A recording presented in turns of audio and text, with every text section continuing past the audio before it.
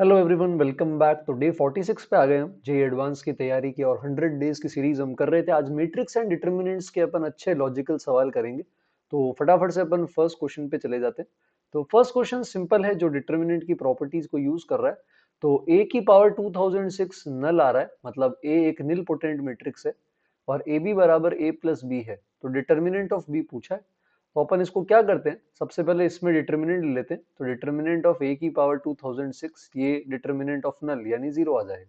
तो determinant of a zero हो गया हमारे पास। ठीक है, अब इस पर आते हैं। तो यहाँ पर ए बी माइनस ए एक तरफ ले लेते हैं, ये b के बराबर है। a कॉमन ले लेंगे तो क्या आ जाएगा, b माइनस आई आ जाएगा। अब फिर से दोनों तरफ डिटर्मिनेंट ले लेते हैं। तो डिटर्मिनेंट a और इधर आ जाएगा डिटर्मिनेंट ऑफ हमारे पास b माइनस आई, और राइट हैंड साइड में हमारे पास आ जाएगा डिटर्मिनेंट ऑफ b। तो क्योंकि डिटर्मिनेंट ऑफ a जीरो है तो लेफ्ट हैंड साइड पूरी जीरो हो गई, यानी डिटर्मिनेंट b भी कैसा आ जाएगा हमारे पास, इक्वल टू जीरो। तो आसान सवाल था वार्म अप के लिए। अब थोड़े से, जैसे कि लास्ट लेक्चर में भी मैंने कहा था, आपको मैट्रिक्स और डिटर्मिनेंट काउंट करने के क्वेश्चन आ सकते हैं पीएनसी प्रोबेबिलिटी के साथ मिक्स होके। तो उसी आइडिया पर बेस्ड अगले दो क्वेश्चन अपन अच्छे सवाल देखेंगे, ट्राई करोगे तो आपको मजा आएगा। तो ए आई जे में आई जे 4 से 1 के बीच में, मतलब 4x4 है, और हर एलिमेंट या तो 1 होगा या -1। अब इसमें बोल रखा है कि ए आई जे में अगर आई 1 से 4 जाए, है ना, और या फिर जे 1 से 4 जाए, सम जीरो आ रहा है, मतलब हर रो का भी सम जीरो होना चाहिए और हर कॉलम का भी सम जीरो होना चाहिए। यानी कि ईच एंड एवरी रो और कॉलम के अंदर आपके पास दो +1 होंगे, है ना, और दो आपके पास -1 होंगे, हर रो में, हर कॉलम में। तो अब इसको करने के कितने तरीके होंगे, तो मैं उसके लिए क्या कर रहा हूँ, फर्स्ट रो के केसेस देख रहा हूँ, फर्स्ट रो में कितने तरीके, और फिर उसके अकॉर्डिंग सेकंड रो के केसेस देखेंगे और वहां से थर्ड फोर्थ का आइडिया लग जाएगा, है ना। अच्छा, इसके केस के अंदर जैसे 2 + 2 - को अपन कैसे अरेंज कर सकते हैं, 4 फैक्टोरियल अपॉन 2 फैक्टोरियल 2 फैक्टोरियल, यानी 6 वेज। तो फर्स्ट रो को अरेंज करने के अपने पास इसके यहाँ पर 6 केसेस बनेंगे। तो मैं कोई एक ले लेता हूं, उसमें नंबर ऑफ केसेस निकाल के बाद में इंटू 6 कर दूंगा। तो कोई भी ले लो आप, जैसे प्लस माइनस माइनस प्लस, ऐसा। तो अब मुझे इसके नीचे इस तरह से रखना पड़ेगा बची हुई तीनों रोज को, कि हर रो का सम भी जीरो आए, हर कॉलम का भी सम जीरो, मतलब 2 + 2 माइनस हर रो हर कॉलम में। अब सेकंड रो को रखने के भी इसी तरह 6 तरीके होंगे, पर सेकंड रो को रखने के बाद थर्ड और फोर्थ में क्या होगा वो हमें देखना पड़ सकता है। तो इसलिए मैं सेकंड रो के सारे केसेस अलग अलग यहाँ पे लिख रहा हूँ। जैसे प्लस माइनस माइनस प्लस था, तो अब इसके नीचे हमारे पास क्या आ सकता है, अलग अलग केसेस, जैसे प्लस प्लस माइनस माइनस। इसी तरह ये जो हमारा प्लस माइनस माइनस प्लस था, इसके नीचे आ सकता है माइनस माइनस प्लस प्लस। सारे 6 तरीके मैं अलग लिख रहा हूँ सेकंड रो के, है ना। इसी तरह जो हमारे पास प्लस माइनस माइनस प्लस था, इसके नीचे आ सकता है प्लस माइनस प्लस माइनस, है ना। इसी तरह हमारे पास 6 आएंगे, 6 एक बार मेरे को लिखने पड़ेंगे। तो यहाँ पर आ जाएगा minus plus minus plus. Next वाले में दो और बचे हैं, तो ये जो हमारा प्लस माइनस माइनस प्लस है, इसके नीचे हम ले सकते हैं same plus minus minus plus, और फाइनली लास्ट में जो हमारा प्लस माइनस माइनस प्लस है, इसके नीचे माइनस प्लस प्लस माइनस। अब यहां से आपकी बाकी कहानी क्लियर हो जाएगी। जैसे ये दो प्लस है तो फिक्स हो गया इधर माइनस माइनस, या ये दो माइनस है तो इधर फिक्स हो गया प्लस प्लस। तो अब यहां पर कितने तरीके होंगे, जैसे माइनस प्लस है, तो अगर आप यहां प्लस माइनस लेते हैं तो इधर माइनस प्लस आ जाएगा, या फिर अगर आप यहाँ पे माइनस और प्लस लेते हैं तो यहाँ पे प्लस और माइनस आ जाएगा। तो इसके केस में दो दो वेज हो गए, 2 वेज आर देयर। इसी तरह जैसे यहाँ देखोगे माइनस माइनस के नीचे प्लस प्लस आ रहा है, प्लस प्लस के नीचे माइनस माइनस, इधर भी सेम दो केसेस होंगे। अगर इधर प्लस माइनस लोगे तो इधर यहाँ पर माइनस प्लस, और यहाँ माइनस प्लस लोगे तो इधर आ जाएगा प्लस माइनस, तो इधर भी 2 वेज।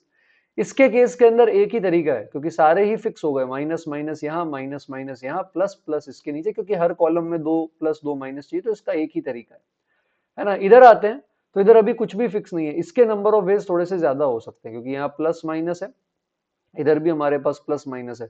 तो अब यहाँ पर आपके पास लिबर्टी है कुछ भी रखने की, क्योंकि अभी तक हर रो हर मतलब ऊपर हर कॉलम में 1 + 1 - ही आया है। तो अब आप थर्ड रो के अंदर कुछ भी रख सकते हो, फोर्थ रो उसको अपने आप एडजस्ट कर लेगी। तो थर्ड रो में यहाँ पे फिर से 4 फैक्टोरियल अपॉन 2 फैक्टोरियल 2 फैक्टोरियल, 6 तरीके हैं, कुछ भी आप यहाँ पे रख दो जो आपकी इच्छा है, लास्ट रो अपने आप उसका जस्ट उल्टा हो जाएगी। तो इसके 6 वेज आएंगे, इसमें ज्यादा वेज होंगे। इधर वापस वही होगा, इस इधर प्लस प्लस के लिए माइनस माइनस, माइनस माइनस के लिए प्लस प्लस। इधर फिर से दो वेज हो जाएंगे, अगर यहाँ प्लस माइनस लेते हो तो इधर माइनस प्लस आएगा और वाइस वर्सा। इधर भी सेम कहानी होगी जैसे यहाँ दो हुए थे, इधर प्लस प्लस के लिए माइनस माइनस, माइनस माइनस के लिए आ जाएगा प्लस प्लस, यहाँ फिर से दो वेज। तो ऊपर वाले जो अपन ने 6 केसेस लिए फर्स्ट रो के लिए, उसके लिए हमें सेकंड रो के लिए जो अलग अलग केसेस बनाए 6 लिखने के लिए, और वहां से थर्ड फोर्थ डिसाइड करने में 2 2 6 1 2 2, तो टोटल 15 केसेस आए एक अपर रो के अंदर एक अरेंजमेंट फिक्स करने पे।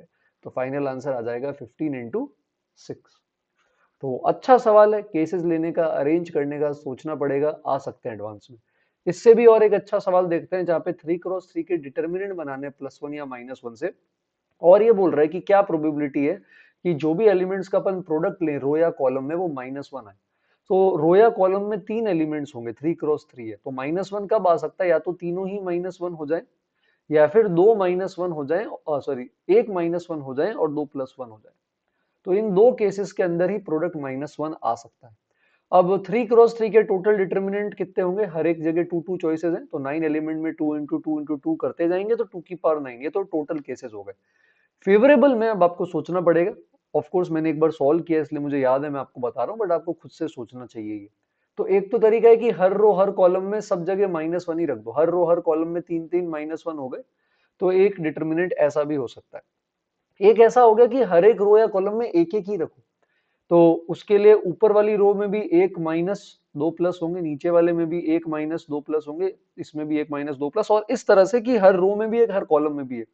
तो ऊपर कोई भी रखने के माइनस रखना है, 3 जगह बाकी है, तो यहाँ -1 रखने के 3 तरीके हैं, 3 में से कहीं भी एक जगह जाके -1 रख दो, बाकी दोनों जगह +1 आ जाएगा। अब जब सेकंड रो में रखने जाओगे तो आप इस -1 वाले कॉलम में नहीं रखोगे, तो अब आपके पास यहाँ दो ही ऑप्शन बचेंगे, तो 2C1, या तो इधर रख देंगे -1 या दूसरी जगह रख देंगे, तो ये हो गए। और अब फाइनली लास्ट वाले के अंदर अब आप इधर +1 ही रखना पड़ेगा, इधर +1 ही और इधर -1, तो इधर 1C1 ही, इनको मल्टीप्लाई करेंगे तो 6 तरीके ये हो गए। इसके अलावा कुछ ऐसे तरीके हो सकते हैं जब किसी रो या कॉलम में 3 और किसी में 1 हो, अब ये बहुत ही केयरफुली सोचना पड़ेगा आपको। तो जैसे मान लो मैंने यहाँ -1 -1 -1 रखा, ठीक है, तो अब दो तो रख नहीं सकते किसी रो में माइनस, तो अब मैं 3 वाले के लिए केस बनाऊंगा, तो इसके लिए मैं यहाँ पे -1 ले सकता हूँ, बाकी सब जगह यहाँ पे +1 ऐसा। तो अब इधर इसके अलोंग या इसके अलोंग चलोगे तो 3 3 है माइनस, प्रोडक्ट -1, और बाकी सारे रो कॉलम में एक एक है। इसी तरह अब अपन इसको रो को शिफ्ट करते रहते हैं, जैसे इधर +1 ले लेते हैं और बीच में रख देते हैं अपन -1, ये दूसरा केस। या फिर इसी की तरह अपन यहाँ पर ले सकते हैं, जैसे यहाँ -1 ऊपर रख रहे हैं अगर अपन, तो थर्ड वाले में ले लेते हैं -1 और इधर प्लस प्लस, इधर प्लस प्लस। तो ऐसे 3 केस बन गए जब मैंने फर्स्ट रो में तीनों को -1 फिक्स किया था, और फिर नीचे चेंज करता गया। यही सेम चीज आप सेकंड में भी कर सकते थे कि मान लो मैंने यहाँ -1 रख दी, तो फिर आप इधर माइनस लगा दो और इधर दोनों में क्या लगा दो, प्लस। तो 3 केस मिडल रो के लिए आ जाएंगे, 3 केस बॉटम रो के लिए, तो 3 इंटू 3 टोटल 9 केसेस इसके भी हमारे पास आ जाएंगे। तो 9 6 और 1 टोटल 16 केसेस हैं, कट करने पर फाइनल आंसर 1/2 की पावर 5 आ जाएगा। तो अच्छे क्वेश्चंस हैं, काउंटिंग आनी चाहिए, परेशान कर सकते हैं काउंटिंग में। नेक्स्ट क्वेश्चन पर आते हैं, ये इजी है, आपको होना चाहिए आपसे बिल्कुल। तो आइडेम्पोटेंट मैट्रिक्स क्या होती है एक बार बता देता हूँ, इसका मतलब होता है a² बराबर a। अब यहाँ से अल्फा निकालना है, तो अपन क्या कर देते हैं, दोनों तरफ i माइनस 0.4a से मल्टीप्लाई कर देते हैं। लेफ्ट में भी कर दिया अपन ने i माइनस 0.4a इनवर्स हटाने के लिए, और राइट में भी अपन i माइनस 0.4a से दोनों तरफ मल्टीप्लाई कर देते हैं, प्री मल्टीप्लाई कर देते हैं। तो a इंटू ए इनवर्स आई हो जाएगा। फिर अब इसको सॉल्व करते हैं, i into I, I square, फिर 0.4a इंटू आई, ये 0.4a है ना, फिर i इंटू दिस, ये आ जाएगा माइनस अल्फा a, और ये मल्टीप्लाई करोगे तो प्लस का 0.4 आ जाएगा यहाँ पर आपके पास, 0.4 अल्फा, और a स्क्वायर a के बराबर ही होता है, तो ये वाला पार्ट चला जाएगा। अब ये नल आ रहा है तो a का जो कोफिशिएंट है वो अपन को 0 करना पड़ेगा इसके केस के अंदर, तो a के कोफिशिएंट में हमारे पास आ रहा है -0.4 माइनस अल्फा प्लस 0.4।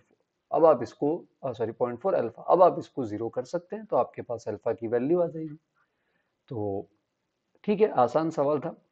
एक और सवाल पर जाते हैं। अब ये मैं ऑलरेडी पहले मॉड्यूल में आपसे डिस्कस कर चुका हूं, तो मैं प्रूफ तो नहीं बताऊंगा, तो अगर बच्चे आप नए हैं तो आप सब्सक्राइब करें, और पुराने प्लेलिस्ट, मतलब प्लेलिस्ट का लिंक डिस्क्रिप्शन में, पुराने लेक्चर्स आप देख सकते हैं उसमें जाके, क्योंकि अभी हम आई थिंक डे 47 पर आ गए और ये हमने 46 डेज में काफी क्वेश्चन प्रैक्टिस कर लिए।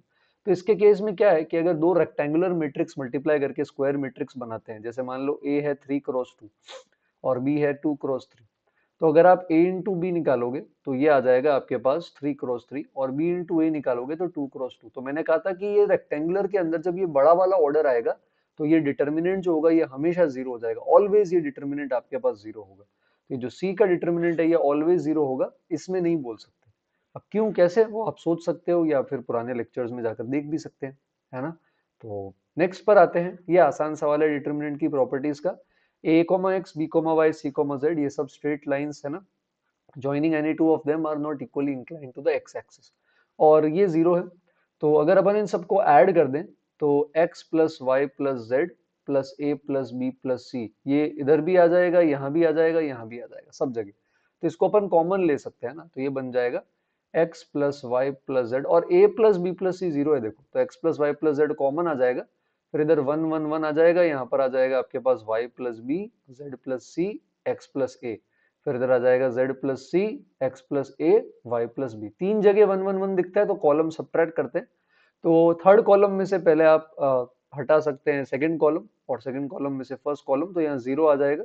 इधर x प्लस ए और z प्लस सी का डिफरेंस है ना, इधर जैसे y प्लस बी और x प्लस ए का डिफरेंस, सो ऑन इधर भी यहाँ पे चलता रहेगा z प्लस सी और y प्लस बी का डिफरेंस है ना, और इधर भी चलता रहेगा आपके पास x प्लस ए और z प्लस सी का डिफरेंस, और इधर वन है तो डिटर्मिनेंट खोलेंगे तो इसका क्रॉस मल्टीप्लीकेशन होगा और बाहर ये पड़ा है और ये जीरो है। तो अगर ये जीरो है तो अपन क्या कर सकते हैं, इस बाहर वाले को इक्वल टू जीरो भेज सकते हैं। अगर इसको जीरो भेजेंगे तो x plus Y plus z ये जीरो आ जाएगा, यहाँ से x प्लस जेड की जो वैल्यू आ जाएगी ये आ जाएगी माइनस वाई, जिसको 2 टाइम्स माइनस वाई बाई 2 भी लिख सकते हैं। तो यहाँ से हमें पता चल रहा है कि ये जो तीनों है ये एपी में आएंगे। अंदर वाले का क्या करें सर, अंदर वाला भी आप सॉल्व करें, क्योंकि इतना तो मैंने आपके लिए सिंप्लीफाई कर दिया है। जब आप सॉल्व करेंगे तो आप देखेंगे कि वो जब जीरो होगा तो ये लाइंस एक दूसरे से इक्वली इंक्लाइंड होने लग जाएगी, इसीलिए उन्होंने इसको मना किया। इक्वली इंक्लाइंड का ये मतलब हो जाएगा कि कोई भी दो स्लोप लेकर बीच में अगर आप m1 minus m2 upon 1 plus m1 m2 करेंगे सेम एंगल आएगा। तो बेसिकली ये वाली जो तीनों पॉइंट है, देयर आर 3 पॉइंट्स बोल रखा है, such that straight line joining any two are not equally inclined to coordinate axis. तो कोऑर्डिनेट एक्सिस के साथ जो इक्वली इंक्लाइंड होती है उसका स्लोप या तो 1 होता है या -1, मतलब इनमें से अगर आप किसी का भी स्लोप निकालने जाएंगे तो ये स्लोप +1 या -1 के बराबर नहीं होना चाहिए, ये बेसिकली इसके कहने का मतलब है।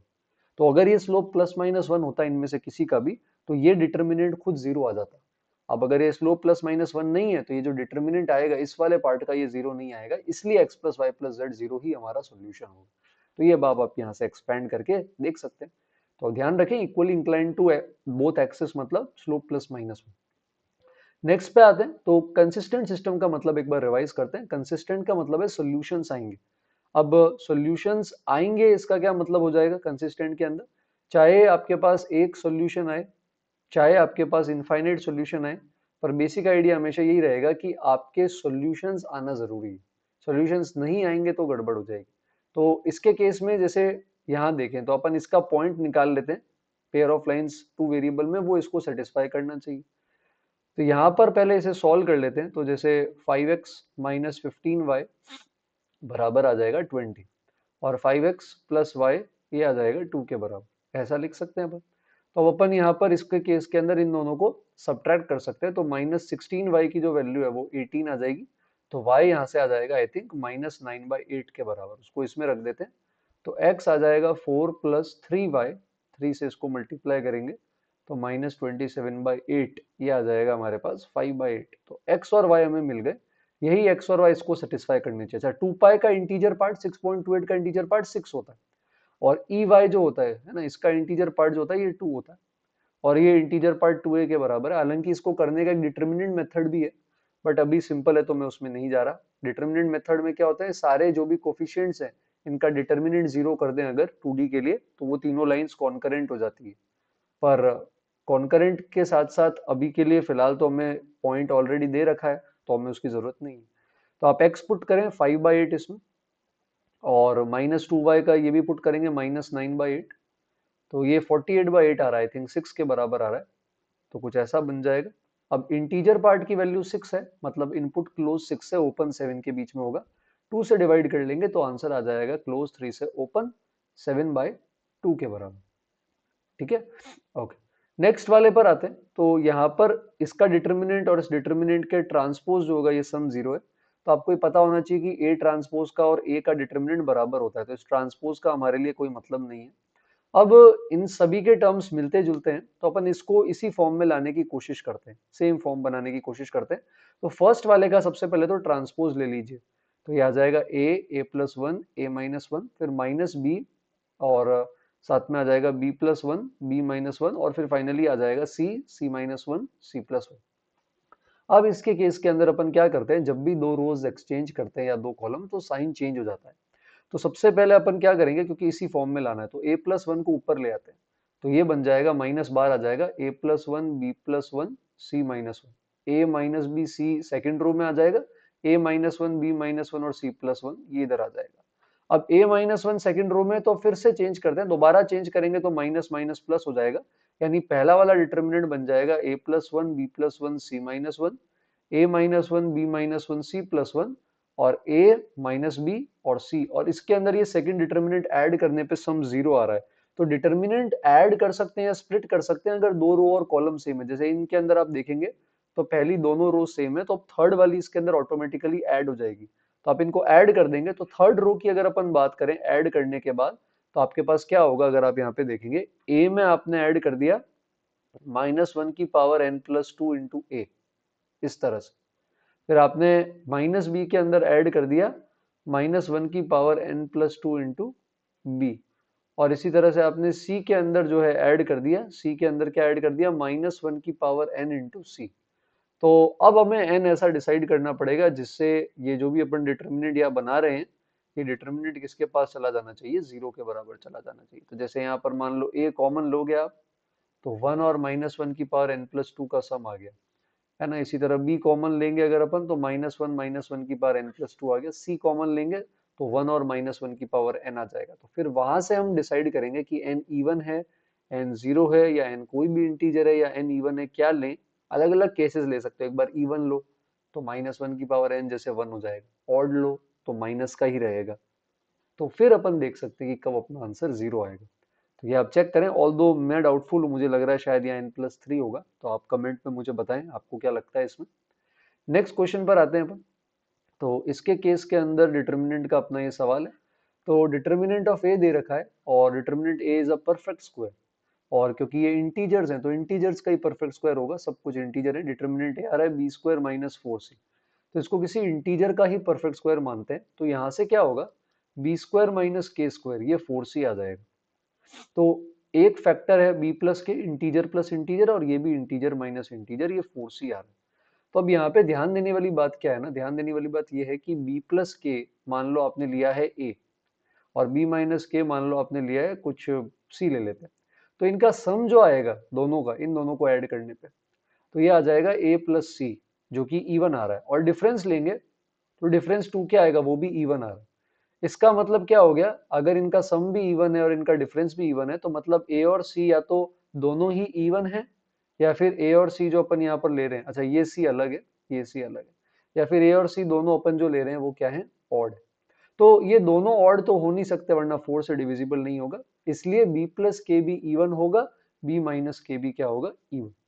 अब आगे और मल्टीपल 2 के आएंगे तो इवन से भी और बेटर हो जाएगा, 4 का मल्टीपल 8 का मल्टीपल। पर अभी के लिए मिनिमलिस्ट बात यही बोल सकते हैं कि b प्लस के भी इवन है और b माइनस के भी इवन है। अब डिटर्मिनेंट पर आते हैं यहाँ पे। तो मॉड भी दे रखा है, और डिटर्मिनेंट ऑफ a जो हमारा था यहाँ पे k², उसका रूट अपन ले लेते हैं, तो मॉड के आ जाएगा। तो मॉड b प्लस मॉड के पूछ रहा है कैसा होगा। मॉड b प्लस मॉड के मॉड खोलेंगे अगर अपन, तो उसमें से इन्हीं में से कोई केस बन सकता है उसका। और ये जो सारे के सारे हैं, ये b प्लस के या b माइनस के ही फॉर्म के हैं सारे के सारे एक्सप्रेशन। तो कोई भी लोगे 2 से तो डिविजिबल पक्का होगा ही होगा। ठीक है, तो आई होप ये वाला सेशन आज का अपने लिए फ्रूटफुल रहा होगा। और कोई क्वेश्चन रिपीट हो गया था एक, तो मुझे हटाना पड़ा, इसलिए आई थिंक आज 9 क्वेश्चन थे। तो कल अपन कंटिन्यू करेंगे, और कल अपन कॉम्प्लेक्स नंबर्स के अच्छे सवाल देखने वाले हैं। और नहीं, कल कॉम्प्लेक्स तो कल देखा था, नेक्स्ट जो अपन देखेंगे उसके अंदर अपन वेक्टर 3D और अब उन पर आगे बढ़ेंगे, और एक बार फिर से अपन मिक्स क्वेश्चंस पर आने वाले हैं। क्योंकि टॉपिक वाइज मुझे लगा कि एक बार क्वेश्चंस लेना हमारे लिए फ्रूटफुल होगा, इसलिए बीच में मैंने टॉपिक वाइज लिए। अब अपन फिर से मिक्स्ड सिंगल करेक्ट क्वेश्चन पर आएंगे, और फिर सिंगल करेक्ट के बाद more than one passage integer उन पर भी अपन जाने वाले हैं। तो मेंस जो है वो शुरू हो चुका है, तो मेंस के भी सॉल्व पेपर्स में डालता रहूंगा। तो नए हैं चैनल पे तो सब्सक्राइब करें, और बाकी आप फ्रेंड्स के साथ शेयर कर सकते हैं। देखते हैं वो कितने क्वेश्चन कर पाए आज 9 में से। आप बताएं मुझे कमेंट्स में कितने क्वेश्चन किए। पसंद आया हो तो लाइक कर सकते हैं और कमेंट कर सकते हैं। कल मिलेंगे एक और अच्छे वीडियो में वेक्टर्स के साथ most probably. And thank you everyone for watching.